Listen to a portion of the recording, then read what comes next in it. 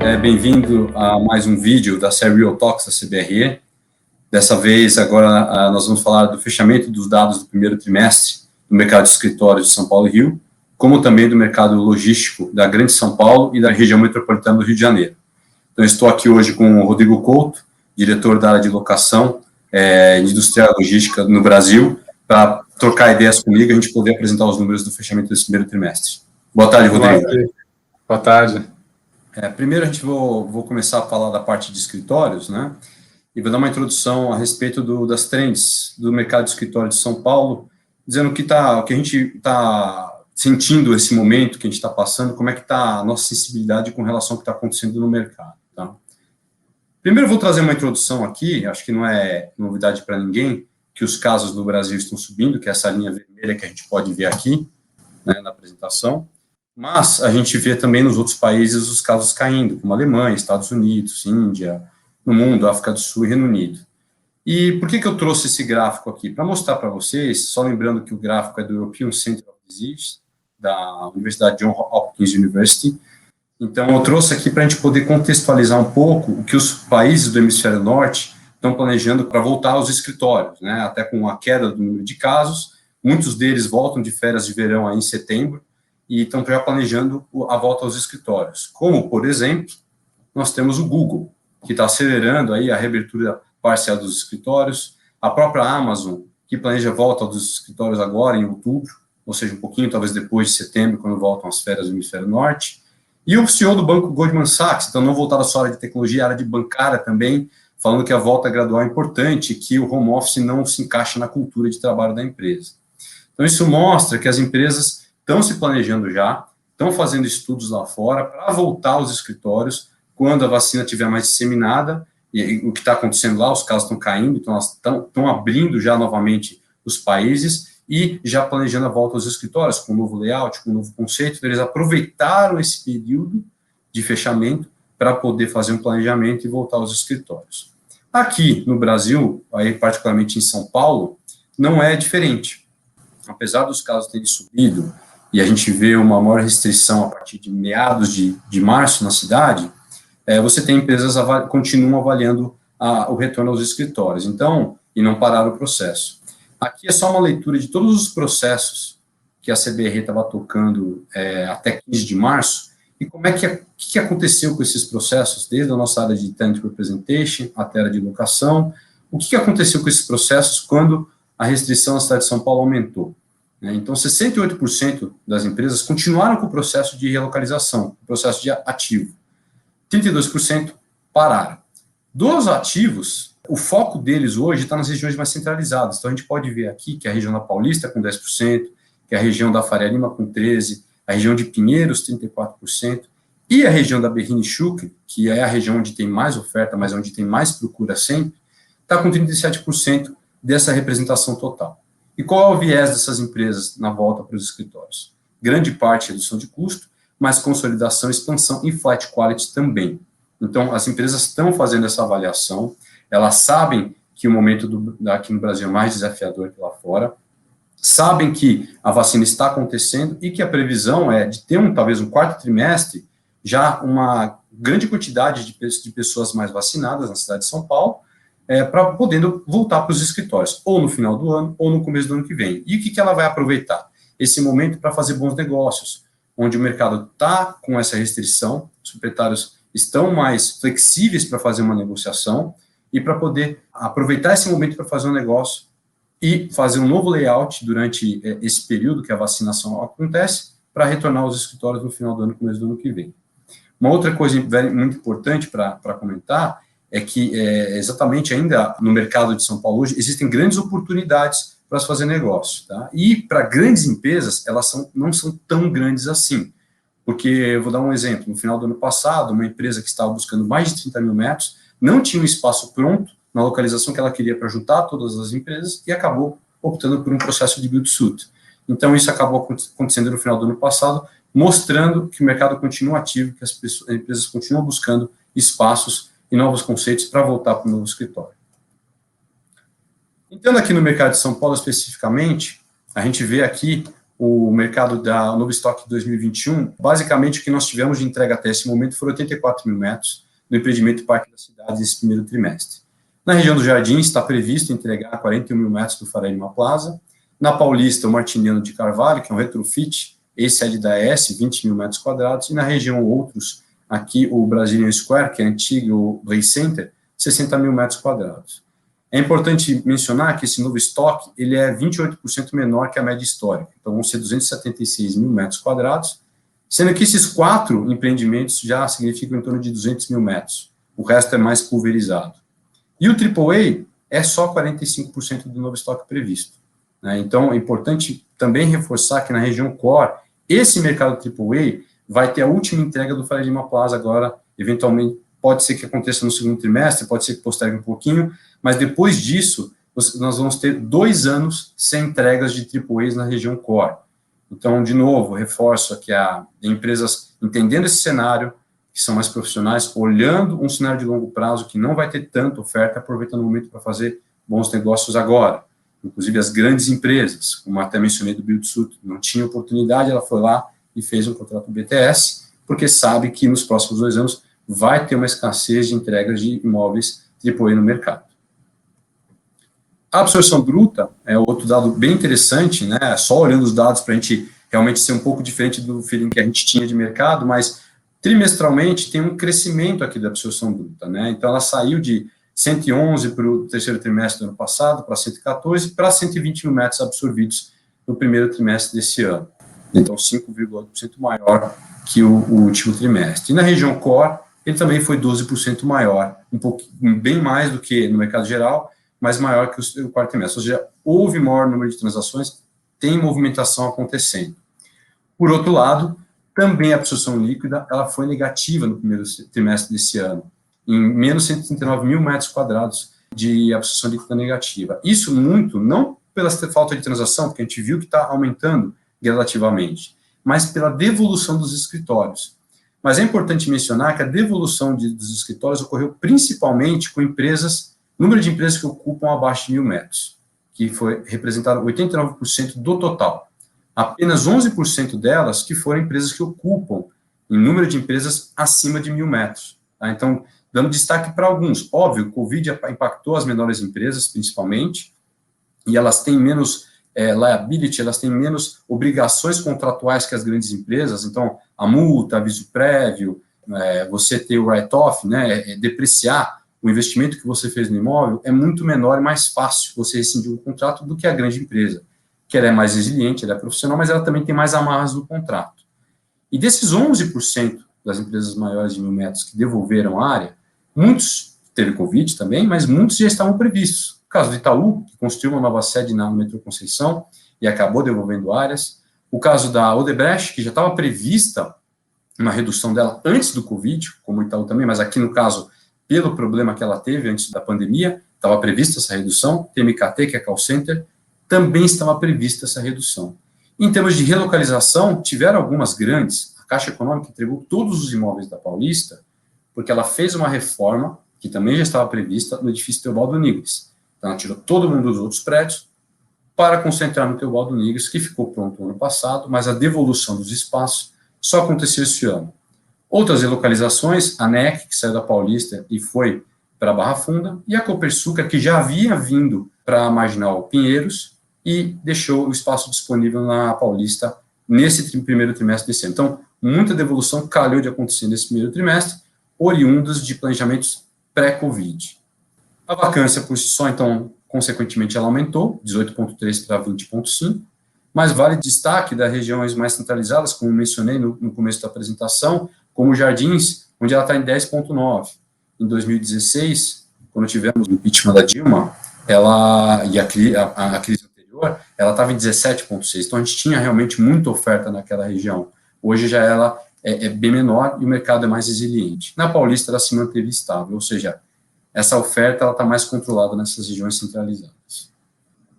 Bom, agora, indo para o mercado de escritórios do Rio de Janeiro, a gente pode ver que o novo estoque de 2020 ele foi zero, que é seguindo a tendência que aconteceu em 2019. Para esse ano, a gente tem a previsão somente de 10 mil metros quadrados, que já foram entregues no primeiro trimestre desse ano, no centro da cidade, que é o novo mundo de 10 mil metros quadrados, como eu mencionei. Para os próximos 2 anos também, o novo estoque no Rio de Janeiro, especulativo, praticamente zero. Então, nós vamos passar de 2019 até 2023 com praticamente um estoque zero na cidade do Rio de Janeiro, o que, de novo, mostra quão oportunista é o mercado nesse momento para as empresas aproveitarem o momento para fazerem bons negócios, porque, da mesma forma que em São Paulo, no Rio de Janeiro, os imóveis AAAs, os imóveis de mais qualidade, mais bem localizados, são os que vão embora primeiro. Então, as empresas que aproveitarem isso vão pegar bons negócios nesse momento, o que tende, eventualmente, a gente espera que diminua a vacância nos próximos anos na cidade do Rio de Janeiro, principalmente pela falta de novos produtos sendo desenvolvidos no mercado. Já a absorção bruta, ela teve um acréscimo do terceiro para o quarto trimestre e depois um decréscimo para o primeiro trimestre de 2021 para 35 mil metros quadrados, o que é normal quando se analisa historicamente o mercado do Rio de Janeiro. Então, foi 30% menor do que a média trimestral de 2020. Já a absorção líquida, esse negativo que nós tivemos no ano passado pelas devoluções, muitas ocasionadas e já estavam acontecendo algumas pelo Covid também, mas foram muito maiores as entregas já previstas, como a Caixa Econômica Federal, que mudou para o Porto, como o ano passado também aconteceram devoluções da Petrobras, da FINEP, que já estavam previstas, como mencionei. No primeiro trimestre desse ano, a absorção líquida do Rio foi negativa em menos 8 mil, apenas menos 8 mil metros quadrados. Então, muito disso pelas entregas previstas em menor quantidade em 2021, as transações de 2020, que foram postergadas para o começo de 2021 e acabaram acontecendo, e os empreendimentos AAAs, onde a absorção líquida ela foi negativa só apenas 1.800 metros quadrados, então praticamente estável, e ela foi 50% menor que a média trimestral que aconteceu em 2020.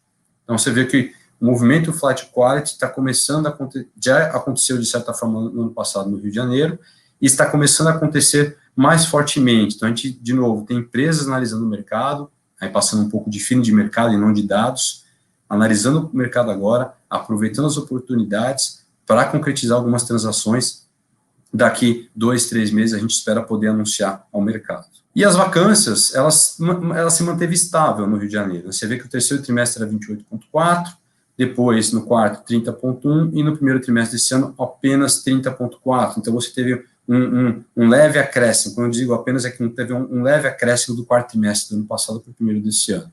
Muito por conta da ausência de novo estoque, como eu mencionei, desde 2019.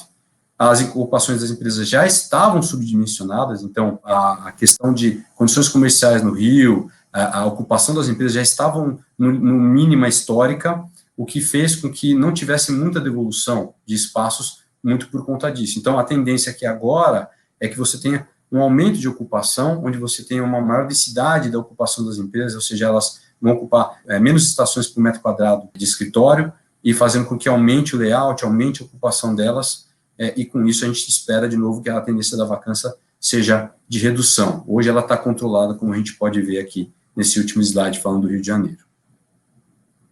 Agora eu vou passar a palavra para o Rodrigo, para falar do mercado de industrial, introdução, e depois falar da região metropolitana de São Paulo e Rio de Janeiro. Agora com você, Rodrigo. Obrigado, Felipe. Bom, pessoal, agora vamos falar um pouco sobre o mercado industrial e logística, e de fato, né, com tudo que está acontecendo, não dá para a gente falar de mercado de logística sem falar de e-commerce. A gente começa falando um pouco sobre os dados aí e tendências que a gente tem para esse ano e para os próximos, né?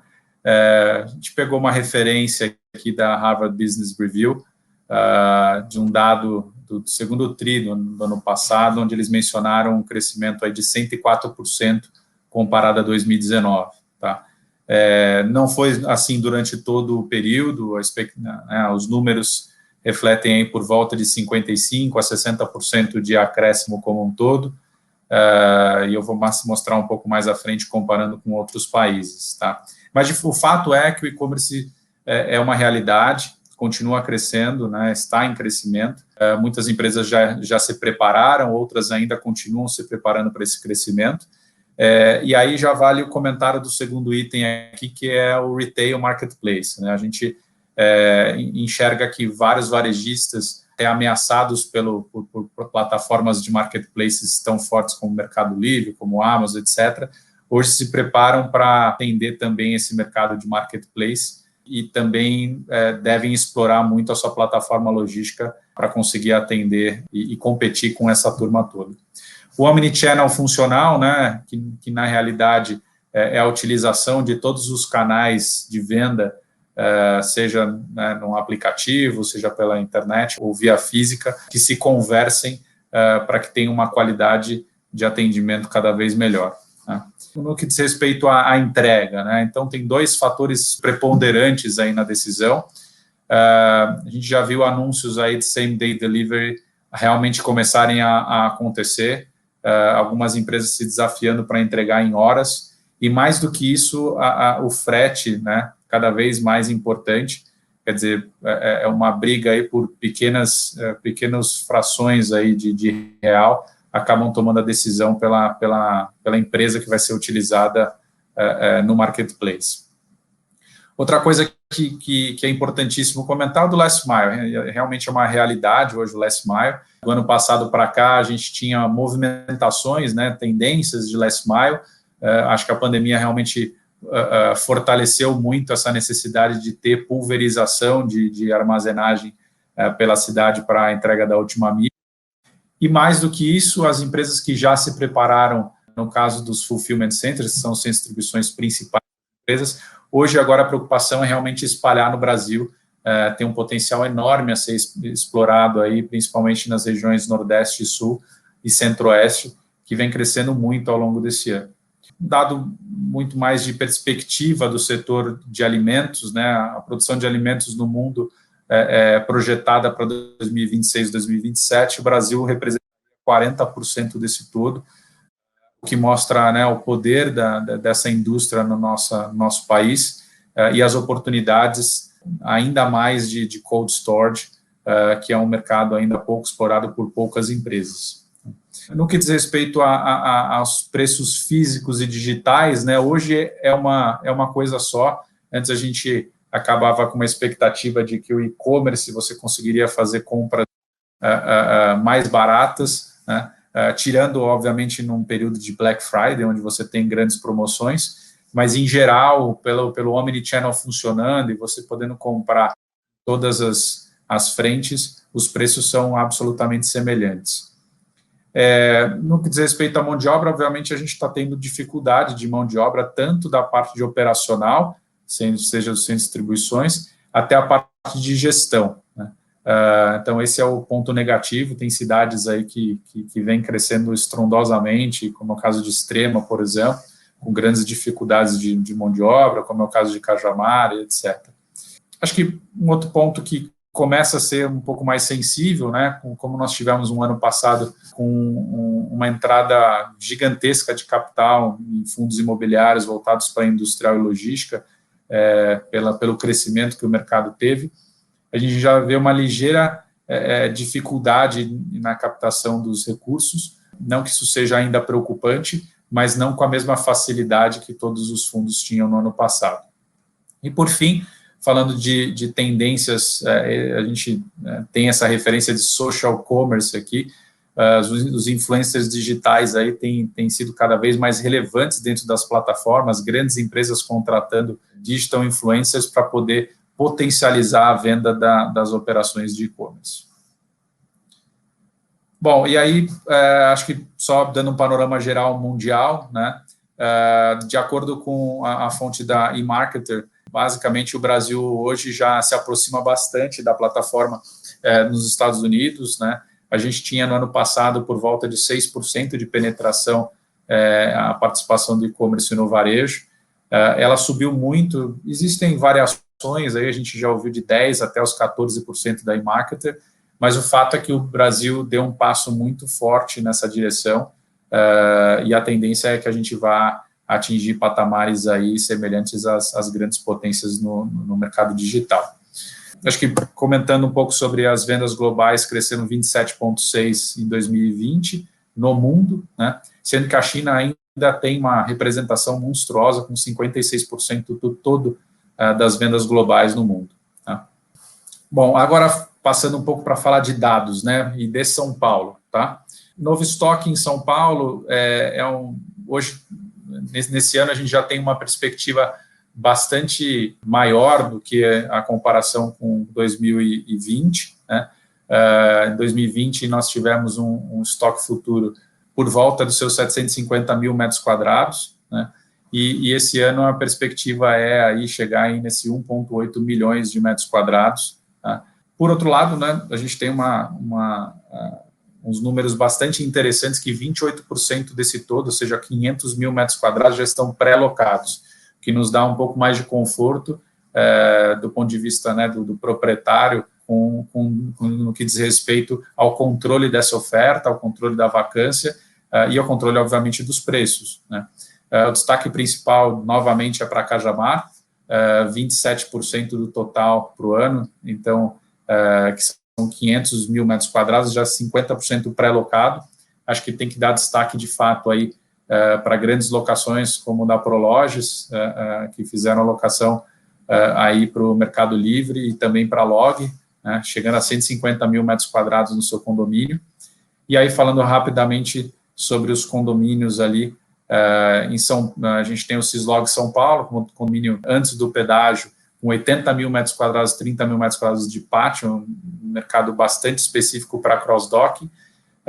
O BRPR Cajamar, que seria um dos grandes projetos em Cajamar em desenvolvimento, ficando com uma primeira fase por volta de 30 mil metros quadrados. E o Parque Logístico Guarulhos, que será o retrofit ali da Riachuelo, com 90 mil metros quadrados antes do pedágio também, então seriam os clássicos produtos para o ano. Tá?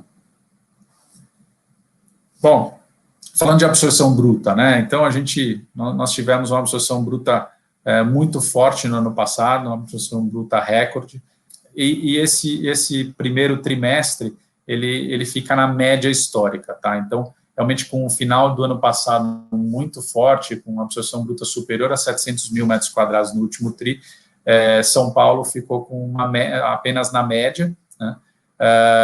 Vale o comentário do seguinte, né? O raio de 30 quilômetros continua muito forte, com 56% do total.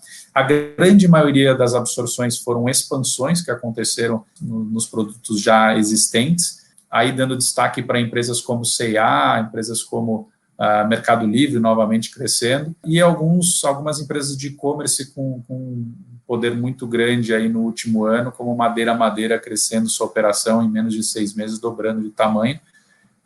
Então, realmente, logística, varejo e e-commerce tendo uma pizza aí sempre nos últimos 3 anos, por volta aí dos seus 70% a 75% de toda a absorção no mercado. A absorção líquida, né? Nós tivemos aí a maior absorção líquida histórica também no quarto trimestre do ano passado, né? E por conta disso, o mesmo fenômeno aconteceu, a absorção líquida não foi tão forte no primeiro tri desse ano, e na nossa visão não é preocupante. Existiu uma movimentação principal em São Paulo, de que os grandes empresas de marketplace e grandes varejistas estão muito preocupados com uma expansão nacional para atender esse e-commerce crescendo rapidamente, né? E em São Paulo, muito mais acomodando crescimentos e fazendo movimentos estratégicos aí, via de regra, mais no primeiro raio da capital. Falando de vacância, né? A vacância se manteve estável no último tri para esse tri, mesmo com uma entrega bem maior prevista para o ano, né? E acho que, de fato, a tendência é de uma permanência do primeiro raio, que tem a maior entrega no patamar dos seus 9%, que é bastante baixo e recebe pressão de valores, e uma tendência ligeira de queda do ponto de vista do mercado geral. Bom, agora vamos para o Rio de Janeiro. Falando de Rio de Janeiro, acho que, dando destaque aí, basicamente a gente coloca todo o estoque futuro na tela aqui. O mercado do Rio de Janeiro sofreu bastante nos últimos 2 anos, com uma vacância bastante alta, superior aí aos seus 25%, entre 25% e 30% em média. E, obviamente, isso segurou o ímpeto aí de desenvolvimento no Rio de Janeiro, né? Então, poucos projetos estão por vir. A Prologis é o maior projeto de todos, com 120 mil metros quadrados, e não à toa foi a maior pré-locação que houve nesse empreendimento. A gente tem informações de que a Prologis já teria por volta de 90 mil metros quadrados pré-alocados para um empreendimento de 120 mil metros quadrados, e por isso que ela continua desenvolvendo lá na região. E a gente tem aí novos empreendimentos vindo, como o Votorantim, em Santa Cruz, uma primeira fase de 28 mil metros quadrados, e o GLP Duque com mais 60 mil metros quadrados. Tá? Bom, com relação aos novos projetos, pode seguir, por favor. No caso da absorção bruta, né, nós tivemos como a gente já falou, nos últimos 2, 3 anos, o mercado do Rio de Janeiro sofreu bastante, né, trimestralmente a gente pode ver o impacto aí em 18 e 19, caindo para 67 mil metros quadrados. 2020 e 2021 a gente retomou e até passou a média histórica ali, olhando um pouco mais atrás, em 16 e 17. Tivemos um ano recorde aí com 485 mil metros quadrados de absorção, sendo 90% no classe A. A gente viu uma movimentação muito grande de flight to quality e grandes empresas como, por exemplo, o GPA tomando 100 mil metros quadrados na GLP. Né? A mesma perspectiva de perfil a gente tem aqui de absorção, nesse caso, especialmente varejo e logística, e um pouco mais do Rio de Janeiro com a indústria de moda, que tem tomado bastante espaço significativo, como o caso do Grupo Soma no ano passado, e outras locações próximas de acontecer ainda esse ano. Bom, e aí falando um pouco sobre a absorção líquida, nós tivemos a absorção líquida recorde no ano passado, aí, com 295 mil metros quadrados, né? E falando do trimestre, retoma para a média, com exceção ao ano passado, a gente teve 120 mil metros quadrados, mas tivemos uma transação de 100 mil metros quadrados do GPA. Né? Existe um fenômeno aí de flight to quality acontecendo no Rio de Janeiro, temos vários empreendimentos aí novos que chegaram no mercado nos últimos 2 anos, e isso vem acontecendo com bastante frequência, especialmente para o varejo de moda. Né? No que diz respeito à vacância, nós tivemos 5 pontos percentuais aí de queda no Rio de Janeiro nesse último ano, né, em relação ao último trimestre de 2020, o que mostra realmente uma perspectiva muito boa para o mercado, até porque a gente tem um estoque futuro bastante controlado, então as perspectivas do Rio de Janeiro são, de fato, bastante animadoras.